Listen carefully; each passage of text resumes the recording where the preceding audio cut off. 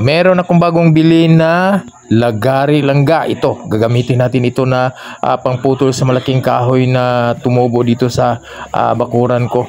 At ito ang gagamitin natin. Matalim talaga. Ito na oh. Ito na pala ang kahoy na puputulin natin. Ito, ayan oh, malaki na. Pinutulan ko na yun ng mga malalaking sanga doon sa ibabaw. Yun ang pinuputol ko na bago itong isang malaking puno niya na talaga.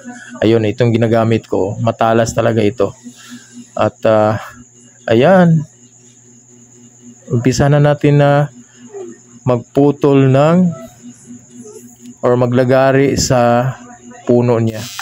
Ito pala ang tinatawag na lunggan tree at ito isang hardwood.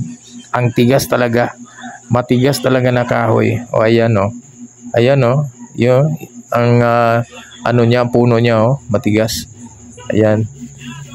Naumpisahan ko na yan nung isang araw at tatapusin ko sana hindi umulan.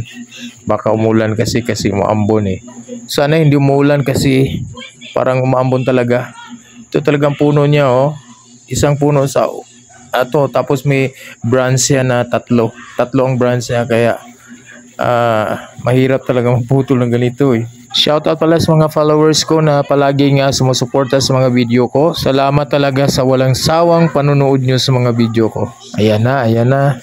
Umpisa na sakit naman ang ano ko, kamay ko. Ay nako, talaga. Meron akong luto. Ano ba yung tawag sa Tagalog ng luto? Yung bang merong nagsiswela yung kamay ko kay sa sobrang tigas nito. Ayan oh. Pero kung chainsaw ang ginagamit nito, ay madali lang.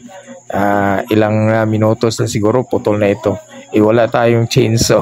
Ito lang gamit natin, isang lagari. At bago ito binili ko ito sa online. Mura lang naman. Ala, lumalakas ang patak ng ulan. Nako, stop muna tayo kasi umaambon ng malakas. Ulan na